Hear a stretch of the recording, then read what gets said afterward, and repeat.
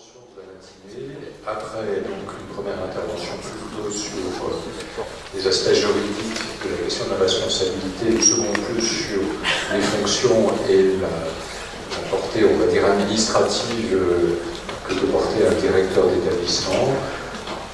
La dimension clinique et éthique, j'associe les deux volontairement parce que pour moi elles sont intimement liées. Et c'est pour ça qu'on a sollicité Mme Zalia Gomez, qui par son expérience à la fois, je dirais, d'infirmière, initialement cadre de santé aujourd'hui à l'EPSF de Caen, mais aussi membre du comité éthique de l'EPSM, et travaillons aussi sur ces questions-là avec une équipe à Paris.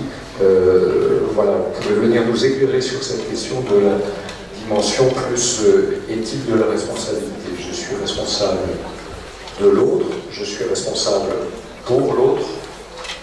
Il y a des nuances, et je vais donc laisser le soin à Mme Zalia Gomez de déplier toutes ces questions, et nous en échangerons après avec elle, bien sûr. À vous. Bonjour à tous. On entend bien? Là, c'est bon. Donc, je tenais d'abord à remercier le Dr Tété, toute l'équipe de santé mentale de France-Normandie, de m'avoir invité et proposé d'intervenir aujourd'hui sur la responsabilité au sein public.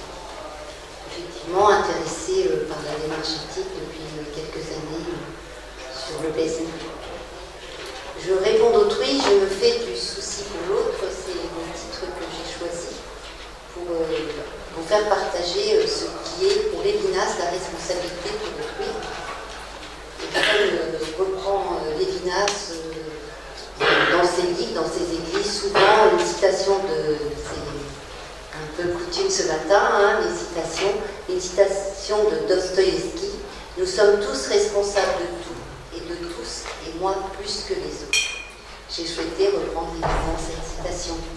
De quelle responsabilité nous parle Dostoïevski? De quelle responsabilité nous parle Lévinas quand il parle de responsabilité pour autrui? Afin d'illustrer mon propos, je vais d'abord, en tout cas, je souhaite d'abord vous faire partager une situation de soins que j'ai vécue. Elle concerne un jeune homme à l'époque, David.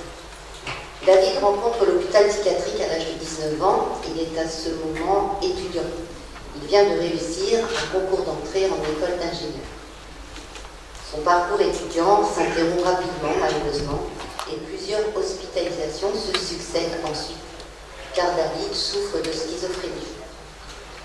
Au fil des années, David devient un patient connu du service, comme on dit. Cela fait maintenant 13 ans que David côtoie l'hôpital public. Il a 32 ans au moment de la situation que je souhaite vous relater.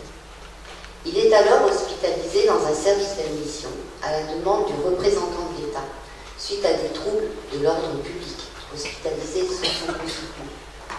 Peu de temps avant cette hospitalisation, il vivait seul dans un studio, était suivi en CMP et bénéficiait de visites à domicile, les BAD. À son admission, il est installé dans une chambre à 2 lits, mais très vite son comportement nécessite une hospitalisation en chambre d'isolement. Alors la chambre d'isolement, telle qu'elle est définie par la HAS, elle est indiquée lors d'une phase critique de la prise en charge thérapeutique. L'isolement, c'est une mesure qui est limitée dans le temps, sur décision d'un psychiatre, et tout isolement ne peut se faire que dans un lieu adapté, réglementé, dédié, un lieu dont on ne peut sortir librement et qui est séparé des autres patients. Elle impose la prescription d'une surveillance thérapeutique et un accompagnement rapproché de 2 soignants au moins. Donc dans cette chambre, les jours s'écoulent, mais David ne s'apaise pas. La relation est difficile, il n'accède à aucune proposition relationnelle et nous injurie souvent. Des tentatives de retour en chambre à 2 lits se concluent à chaque fois par un échec. David déambule dans le couloir, tient des propos délirants à voix haute, se sent persécuté, il effraie et menace les autres patients et aussi les soignants, et se montre souvent terrifié. Son angoisse permanente transparaît. Cela fait plusieurs semaines maintenant que David est installé en chambre d'isolement. Et au décours d'un entretien, son psychiatre référent lui propose une hospitalisation en UMD, unité pour malades difficiles. Les places sont chères en UMD, comme on dit, et le temps en chambre d'isolement peut souvent être long entre le moment de la demande d'admission et le retour d'une réponse positive. Un mois vient de s'écouler. Nous apprenons la date d'admission. Elle aura lieu dans 3 mois. Pour éviter un enfermement trop long, le psychiatre propose alors à David des sorties aménagées. Durant ces sorties, David peut s'installer au salon pour déjeuner, dîner, prendre son goûter. Le temps se passe plutôt bien et plutôt calmement. Le psychiatre accède alors à la demande de ses parents de rencontrer leur fils au salon durant le goûter. Après les visites, l'ensemble de l'équipe constate souvent que David est tendu. D'ailleurs, à peine a-t-il dit au revoir à ses parents qu'il demande à regagner aussitôt la chambre d'isolement. Un jeudi après-midi, après la visite de ses parents, alors qu'il doit regagner la chambre d'isolement, accompagné d'un soignant, qu'il connaît depuis sa première hospitalisation et qui l'a beaucoup accompagné, David tente de l'étrangler dans le sas qui mène à la CI. L'infirmier arrive péniblement à sortir du sas, toujours maintenu par David. À la découverte de la scène, l'ensemble des soignants présents gère bien la situation. David est maîtrisé, sédaté, installé dans la chambre d'isolement. Le reste de la journée sera difficile, stupeur et colère s'entremêlent. L'infirmier terminera son service et sera ensuite en arrêt de travail pendant 15 jours. Le lendemain de son passage à l'acte, lors d'un entretien, son psychiatre référent informe David du dépôt de plainte de l'infirmier et de la prescription d'un isolement strict, c'est-à-dire sans sortie autorisée accompagnée. David a écouté le psychiatre et déclaré ne se souvenir de rien. 11 jours viennent maintenant de passer. David demande lors d'un entretien à son psychiatre la possibilité de nouveau de sorties aménagées et surtout de pouvoir s'aérer dans le parc. Le psychiatre lui dit alors qu'il soumettra sa demande à l'ensemble de l'équipe et se joindra à la décision de l'équipe soignante. Lors d'une réunion pluriprofessionnelle, la demande de David est annoncée et soulève un débat. L'équipe soignante se divise. De nombreux arguments sont pointés. David ne s'est jamais excusé. Il n'a pas pris conscience de ses actes. Accepter les sorties aménagées, de surcroît dans le parc, serait ne pas prendre la mesure de sa dangerosité et ne pas l'aider à en prendre conscience. Pour d'autres, rester enfermé sans aménagement est inhumain. Il faut accéder à la demande de David. Finalement, l'équipe ne trouvera aucun consensus. David ne bénéficiera d'aucune sortie jusqu'à son départ en unité pour malades difficiles et reviendra plusieurs mois après dans ce même service. De quoi nous parle cette situation? De quoi nous parle David? De quelle responsabilité nous parle Lévinas? Sommes-nous responsables de tous et de tout, et moi plus que les autres, comme le signale Dostoïevski. Ainsi, en m'appuyant sur cette situation, je vais en tout cas essayer de définir la responsabilité au sens éthique. Je vais d'abord travailler son contraire pour identifier ce qu'elle n'est pas. J'ai alors imaginé un triangle et installé la responsabilité comme une juste présence, comme une juste mesure au sommet du triangle. Et puis pour moi, ce qui me semble s'éloigner, en tout cas, pas forcément être le contraire, mais s'éloigner de la responsabilité au sens éthique, ce serait le dévouement. Je n'ai pas choisi d'ailleurs le dévouement par hasard. Il suffit de taper sur Google le mot soignant pour voir des dizaines d'articles contenir dans le titre le mot dévouement. Nous serions, nous, soignants, des personnes dévouées, emplies de dévouement pour l'autre, comme si soigner serait un acte de gloire. Oui, car se dévouer, allez, je me dévoue, c'est toujours être prêt à faire une chose pénible, être prêt à se consacrer pour quelque chose de difficile ou ennuyeux. La demande de David attendait-elle le dévouement des soignants? Le dévouement au sens premier, c'est comme le sacrifice de sa vie, de sa santé, de ses intérêts, sacrifices que l'on accomplit au nom d'un idéal, d'une noble cause pour protéger.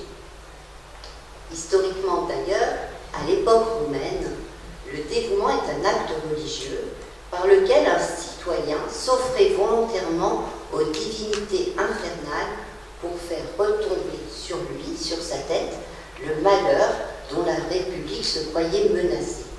Le citoyen se sacrifiait pour protéger la cité.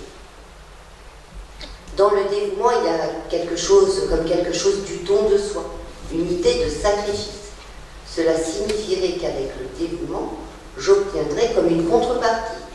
Je me sacrifierai pour devenir sacré, car je me consacre. Et consacré et sacré, ou sacrifice, ont la même racine. Devenir sacré serait donc une fin, et le dévouement un moyen pour l'atteindre. Ce qui éloigne le dévouement de la responsabilité pour autrui, c'est à la fois l'idée de sacrifice, car la responsabilité au sens éthique est une obligation, et aussi l'idée de sacralisation, car la responsabilité pour autrui, celle dont nous parle Lévinas, comme elle est une obligation, elle ne peut entraîner aucune contrepartie. La partie de l'équipe qui semblait accéder à la demande de David était-elle ou avait-elle l'intention de se dévouer pour une bonne cause? Et quelle serait la bonne cause? Permettre à David de s'aérer malgré son acte, se dévouer au nom de la bienveillance. Et aussi, de quoi nous parle David? Nous demande-t-il de nous dévouer pour lui? Nous demande-t-il de nous sacrifier pour lui? De quoi nous parlent les soignants alors lors de ce débat? En effet, si le dévouement s'éloigne de la responsabilité au sens éthique, dans le dévouement, on retrouve quand même l'idée de voir la vulnérabilité chez l'autre. On se dévoue pour une bonne cause, comme je l'ai dit, pour suppléer, pour protéger, pour venir en aide. C'est d'ailleurs pour cela que le dévouement s'éloigne de l'indifférence. Les soignants qui s'opposent à la demande de David ne seraient-ils pas affectés par la souffrance de David? Seraient-ils indifférents vis-à-vis de David ou indifférents vis-à-vis de la demande de David? Il existe bien des façons d'exprimer l'indifférence. Je n'en ai rien à faire, c'est son problème, ça ne me concerne pas. C'est avec ces expressions que Nicolas Tenaillon, dans Philosophie Magazine, introduit l'indifférence à autrui.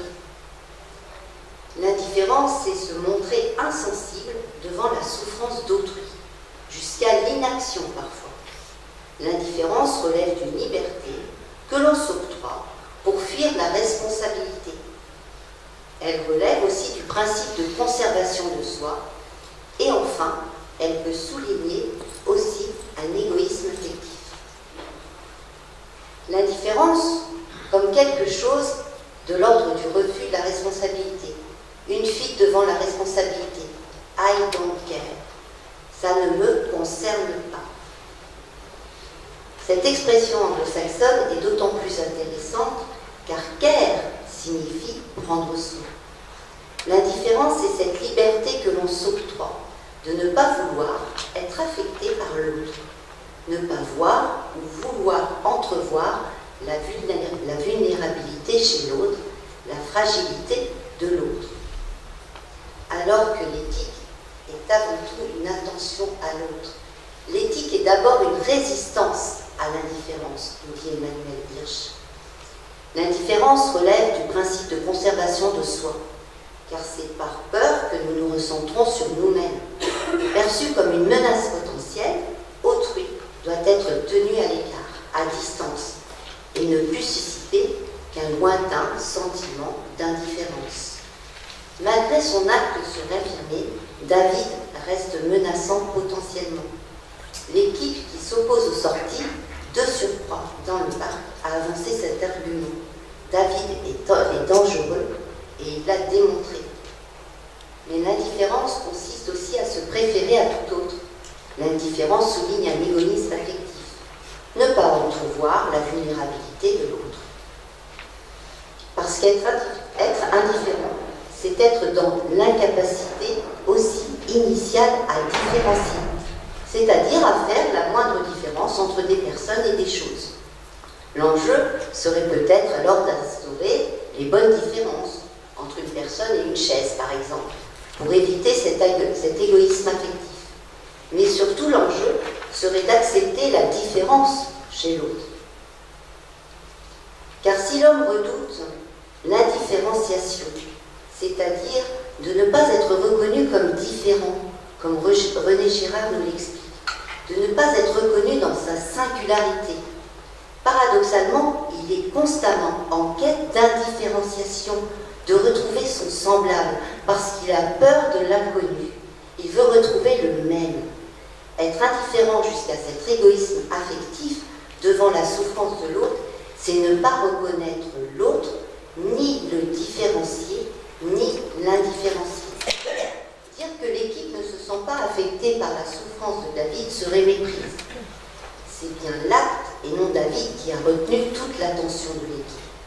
L'équipe, dans la situation, elle reste centrée sur cet acte, elle voit la violence de David et à cause de cela devient indifférente à la demande de David peut-être. L'équipe a aussi peur.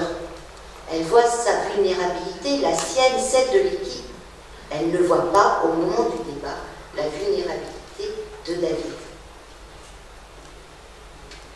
Si nous regardons notre triangle et que nous observons la place de chaque mot inscrit dans ce triangle, dévouement et indifférence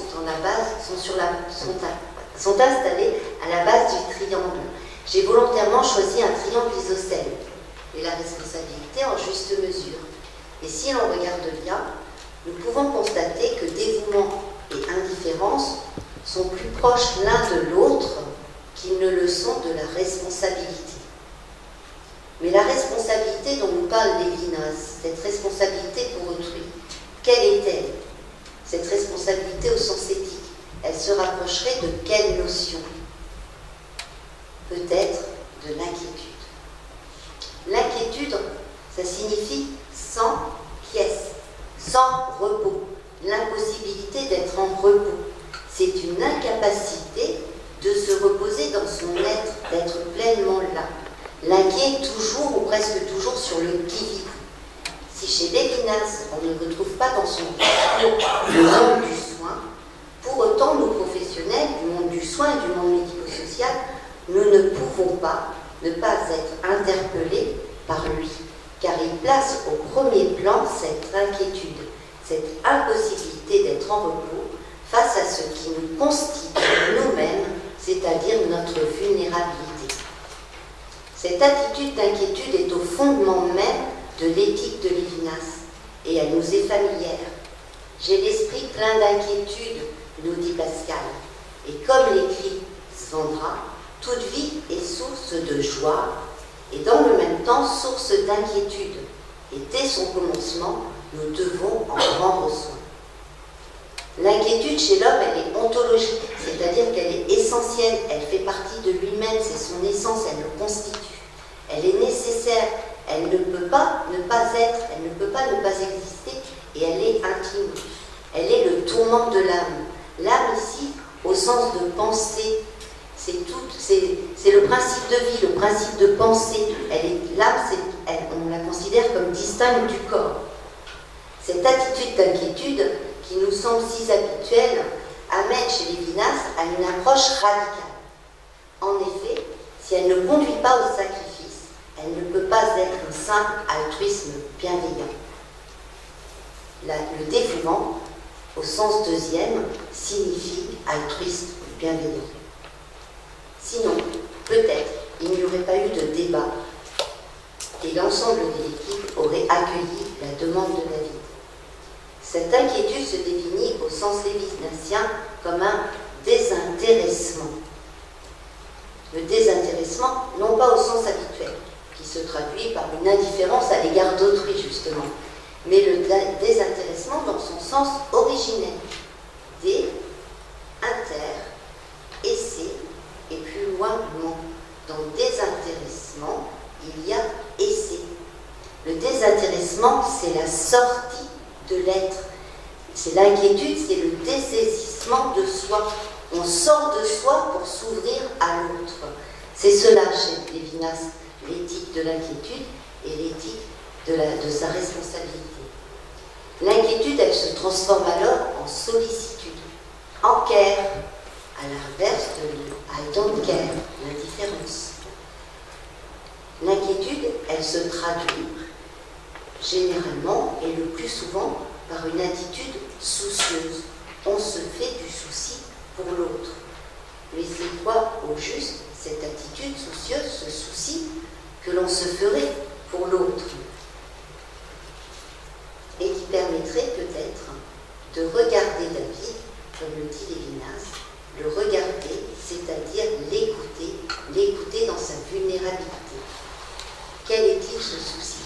Allons voir un peu du côté de Socrate pour voir comment lui-même définissait le souci et ce qu'il en disait. Dans l'apologie de Socrate, au moment de son procès, il se fait encore du souci pour autrui.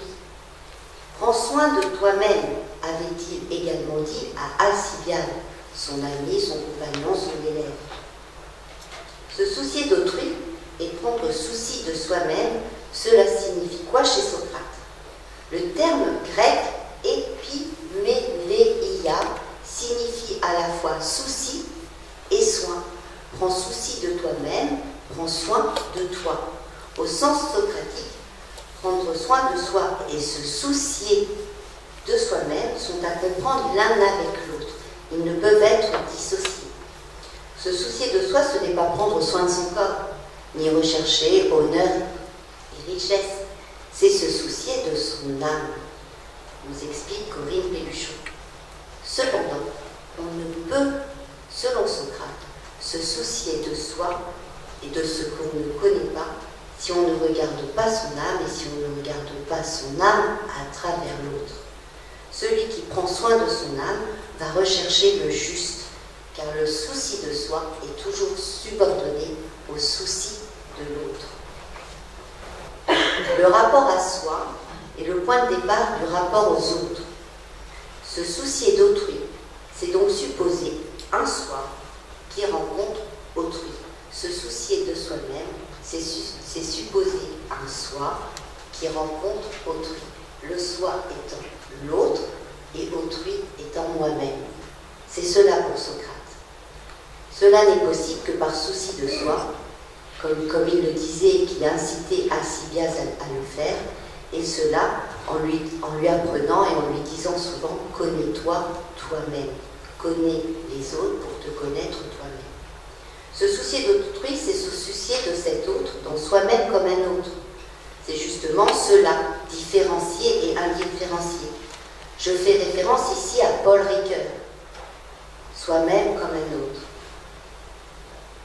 C'est imaginer que l'autre puisse parler de soi-même, comme je parle de moi. C'est imaginer que l'autre, c'est moi-même. C'est à la fois imaginer que l'autre n'est pas tu, mais est un jeu.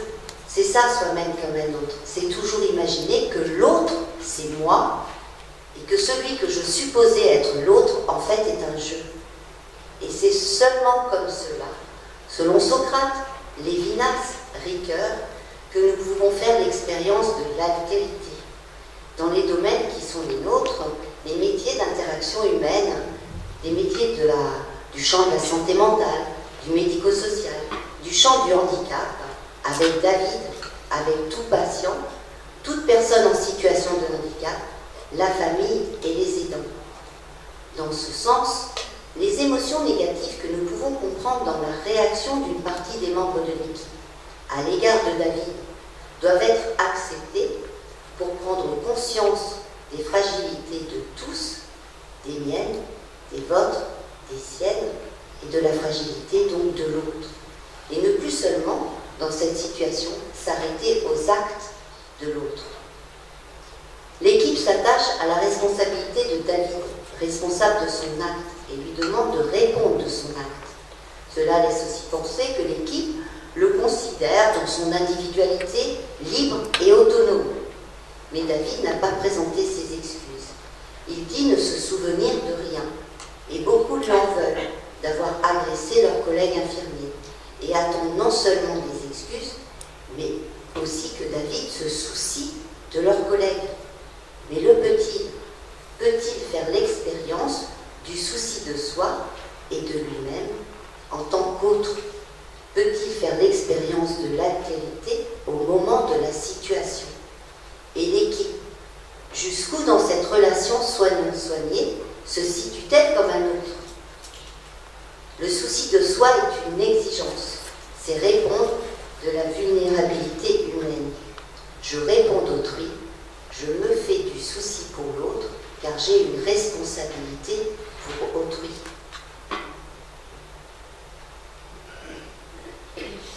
Tu es responsable de ce que tu as apprivoisé, nous dit, en tout cas dit le renard au Petit Prince quand il évoque sa rose. Oui, c'est vrai, nous avons une responsabilité à l'égard de ce que nous avons apprivoisé, de ce que nous apprivoisons, de ce que nous éduquons, de ce que nous élevons. Mais pas seulement. Pour Lévinas, nous sommes tous responsables de tout et de tous, et moi-même, plus que les autres. Le vulnérable m'assigne dans cette responsabilité pour autrui. Mon identité, d'ailleurs, tient à ma responsabilité pour l'autre, me dit encore Corinne Pelluchon. La responsabilité pour autrui, c'est un ordre pour Lévinas. Le vulnérable m'assigne. Le visage pour Lévinas. Mais quel est-il ce visage? Pourquoi nous parle-t-il du visage? Le visage pour Lévinas n'est pas la figure. Le visage est utilisé pour parler d'autrui. Pourquoi le visage? Parce que le visage est dénué, dit-il. Il est nu, mais d'une nudité décente. Quand je regarde autrui, je l'envisage, je ne le dévisage pas. Quand je regarde autrui, je regarde l'autre, mais son apparence, son physique ne me disent pas tout. Le visage déchire le sensible, dit Lévinas, parce que quand je regarde autrui, je regarde au-delà du sensible, c'est-à-dire au-delà de ce que je perçois, au-delà de la perception, au-delà d'une intentionnalité, au-delà d'un acte vers lequel une intention se dirigerait. Le visage, c'est un phénomène. Il va au-delà de ce qui m'apparaît, et je n'en fais jamais le tour. Le visage, pour Lévinas, c'est justement ce qu'on ne peut pas voir. Si je regarde un objet, pour reprendre l'exemple de la chaise tout à l'heure, qui m'aurait aidé à faire la différence entre une personne et des choses. Si je regarde un objet, une chaise, je peux en faire le tour, je peux la décrire, je peux décrire sa matière, sa forme, sa structure, je peux la définir, je peux la dupliquer à l'infini. Alors qu'autrui est unique. Quand je rencontre autrui, quand je le regarde, il est unique. C'est un être que je rencontre que je n'aurais jamais encore imaginé. C'est un être que je ne connais pas. Cela nous amène aussi à comprendre les limites du pouvoir de notre connaissance, de ce que nous ne pouvons pas connaître. Au sens, quand je regarde autrui aussi, autrui m'appelle. Quand je regarde le visage, il m'appelle. Il m'indique un signe. Il me demande. Pour Lévinas, c'est au sens de « on vous demande ». Autrui me demande de le servir. Je deviens sujet pour autrui. Et parce que je suis sujet pour autrui, je vais rentrer dans une relation intersujet, intersubjective, et je deviens moi-même sujet. Je deviens moi. C'est parce que je rentre en relation avec l'autre, que je perçois dans sa vulnérabilité que je ne connais pas, que je deviens moi sujet aussi, et que je deviens je. Le visage m'appelle, et en ce sens, parce que je suis sujet, il m'appelle et il me donne un ordre. La responsabilité, justement, c'est cet ordre. Tu ne tueras pas. La loi morale n'est pas une prescription à l'impératif, mais elle oblige. Tu ne tueras pas, tu ne tueras pas, et la première parole du visage, nous dit Lévinas. Il y a dans l'apparition du visage un commandement. Quand nous rencontrons autrui, parce que nous rencontrons une vulnérabilité qui nous fait face, d'une responsabilité communément devant, nous passons inévitablement à une responsabilité pour. L'éthique tient souffrance de l'autre, à nous inquiéter de la vulnérabilité de l'autre. Et nous sommes tous, à des degrés différents, des êtres vulnérables. Cet interdit « tu ne tueras pas » tire sa force de la relation à autrui. Autrui n'est pas en mon pouvoir. Il m'indique les limites de mon pouvoir, les limites de ma connaissance, puisqu'à chaque fois que je rencontre autrui, je rencontre un être unique que je ne connais pas, pour lequel je ne ferai jamais le tour. Et donc les limites de mon pouvoir de pouvoir. Je peux tuer autrui, mais je ne peux pas faire qu'il n'ait jamais existé. C'est la relation avec autrui qui m'enseigne que je ne suis pas premièrement liberté. Le moi devant autrui, pour Lévinas, est infiniment responsable. Cette responsabilité infinie n'est pas substituable. L'unicité du moi, puisque je deviens moi quand je rencontre l'autre et que je rencontre un jeu et je deviens un être unique, je suis unique. L'unicité de moi, c'est le fait que personne justement ne peut répondre à ma place. Sinon, il n'y aurait pas d'unicité du moi pour Lévinas. C'est une responsabilité pour autrui qui n'est pas symétrique.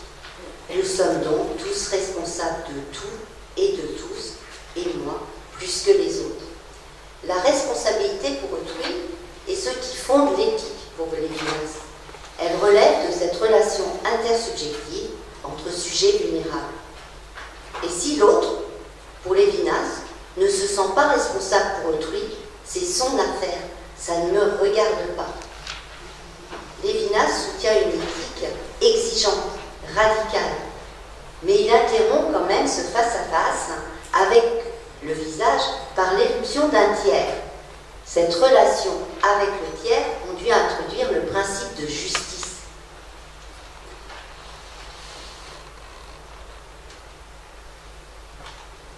Qui passe en premier?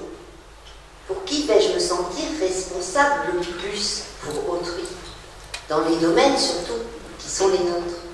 Celui qui attend un rendez-vous au CNP, celui qui attend une place en IME, celui qui attend aux urgences une admission dans un lit à l'hôpital. Et pour qui l'équipe passe en premier? David, l'infirmier agressé, les autres patients face à une dangerosité potentielle chez David. Quoi qu'il en soit, comme le tiers existe toujours, cette relation avec le tiers ne dissout en rien l'obligation de responsabilité pour autrui, qui est première, qui est l'éthique. Mais avec le tiers, Lévinas fait entrer le politique au sens philosophique et conduit à évoquer Hans Jonas pour conclure. Pour Jonas, en effet, si je suis responsable pour l'autre parce qu'il m'oblige, je suis également responsable pour l'autre que je ne connais pas encore, qui n'existe pas. Je suis responsable pour les générations futures et pour cela, j'ai l'obligation d'envisager les situations qui pourraient faire défaut, que je n'ai pas encore imaginées, qui pourraient faire défaut à l'humanité, à venir et en devenir. Car il existe, pour Lévinas, pour Jonas, une primauté de la responsabilité sur la liberté.